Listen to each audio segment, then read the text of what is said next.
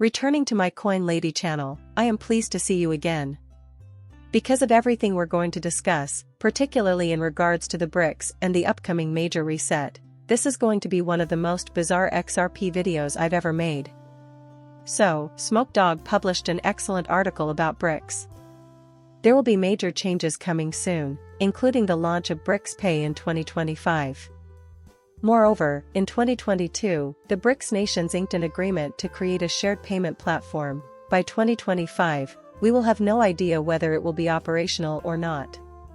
What we do know is that the BRICS are working extremely fast to implement their moves against the dollar and the US-dominated financial system, SWIFT. While they have achieved great success thus far, it is clear that their main objective is digital. This is where many people are oblivious to the bigger picture, as they are fixated on the BRICS actions against fiat currencies. What the BRICS are doing to push and accelerate digital currency is not their emphasis. Take this document that Smoked Dog posted as an example. As part of its BRICS chairmanship, Russia has suggested building a platform for digital currency settlements. The BRICS bridge already has technological gateways in place for digital currency settlements from central banks. In light of this, it is clear that the goal is to establish decentralized channels for settlements, with a particular emphasis on digital currencies. Additionally, in 2025, there will be the most significant alterations to our financial architecture since the 1944 Bretton Woods Conference, known as the Financial System Reset. Yes, the BRICS countries are introducing their new currency at the same time that we are anticipating Bretton Woods 3.0. The stars have aligned. This is something I have been thinking about a lot, too. Listen, if we look at what the BRICS are doing, we are led to believe, by the mainstream media, that Russia is the evil guy. This is something that I keep Tony folks in the dark about. America stands tall and proud. A conflict could break out as a result of this. There is a great deal of strife. Many people don't know this, but the entire financial system undergoes a dramatic transformation whenever there is a big conflict or crisis. Looking at the current state of affairs, it is interesting to see that the BRICS are bringing in the digital age of finance while everyone is preoccupied with de-dollarization attempts and dollar speculation. Almost all of these currencies are also moving digital, and the dollar is no exception. But the demise of the paper-based system is necessary to usher in the digital-based financial system, and the fact that we actually have such perfect timing is always a bit worrisome to me. From 2015 to 2025, I would venture to say that our financial infrastructure will undergo some of the most significant changes since the 1944 Bretton Woods Conference, and I'm not exaggerating when I say that. Tokenization projects, central bank digital currencies, CBDCs, and the policies of central banks, the Bank for International Settlements, BIS, the International Monetary Fund, IMF, and the World Bank are all undergoing rapid transformation as they strive to expedite substantial improvements to our global financial system. Plus, a lot of people are too preoccupied to notice that this is happening right now. Theoretically, all debts in the world could be forgiven on a Sunday afternoon. We can begin anew with a clean slate the following day, and we have it down here that a fresh reset will just advance our monetary systems to the next level. They make it clear that everyone has a lot to lose if the required adjustments are not implemented soon. We are already in the midst of this, and it is all in preparation for Bretton Woods, version 3.0. Also, what's fascinating to me is that it seems like the stars are aligning for this to happen. Some may call it a conspiracy theory, but I don't believe it's real, because all the big banks are in crisis at the moment. Hundreds of US banks might fail, as I explained back in May. By the way, this is entirely due to commercial real estate. 282, commercial real estate loans were a dreary obligation for banks, and rising interest rates posed the risk of loss. Neither bank is bankrupt, nor even close to being bankrupt. All they're feeling is stress.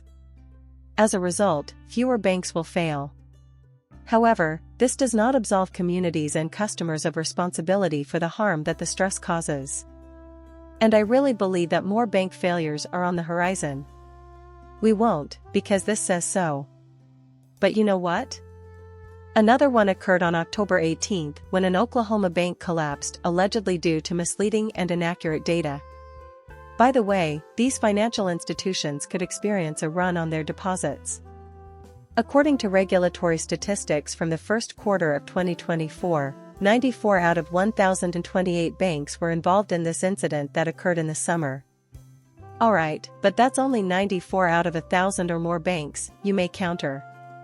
Its importance remains. Those financial institutions that reported an uninsured deposit ratio of 50% or greater had assets exceeding $1 billion. Looking at the numbers, we find that the largest bank in the world, BNY Mellon, has an uninsured deposit ratio of 100%. State Street Bank comes in at 92.6%, Northern Trust at 92.5%, Citi at 73.9%, HSBC at 72.5%, JP Morgan Chase at 69.8%, and US Banks at 51.7%.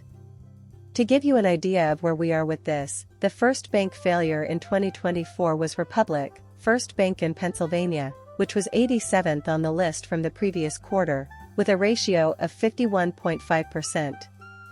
In case you forgot, commercial real estate is to blame for all that has happened. It just takes one big bank failure to cause a domino effect of other smaller ones, and I think it's important for you all to know that. Right now, I know this to be true because I laid out the plan for this very thing on October 18th, the very day we witnessed the bank disaster. Actually, this happened just a few minutes before to this. I mentioned dealing in gold and silver, as if the world were on the brink of a financial catastrophe on par with the worst that has ever happened. That was quite a hint. Anyone who has been keeping up with the latest financial reports can tell you that there will be a major financial catastrophe around 2025 or 2026. By the way, I just wanted to give a shout out to Luke, the deep diver. Here we have precisely the 3 commodity-based Bretton Woods agreements. Yes, that is precisely what is taking place as we watch the 3rd Bretton Woods Conference. At the moment, everyone is focusing on debt as a reset. As far as they're concerned, the United States fiscal policy is completely unchecked. The question is, do these folks have no idea what they're doing? Their work is impeccable. A strategy has been devised. They're now playing by the book. There will be a complete and utter elimination of debt as a result of this enormous collapse. Following the plan that is laid forth here, all companies and banks around the world were supposed to accept 1,000 freshly constructed bank cores that every citizen was supposed to get. In a flash, we could begin again. We have a system where we pay rent to the state, and we could even nationalize all real estate and write off all mortgages. While situations like this are challenging to understand, innovative solutions can emerge in times of extreme need. Yes, this is precisely why the future of this situation is uncertain. Seeing my video is an honor. Do me a favor and subscribe to my channel. Goodbye for now.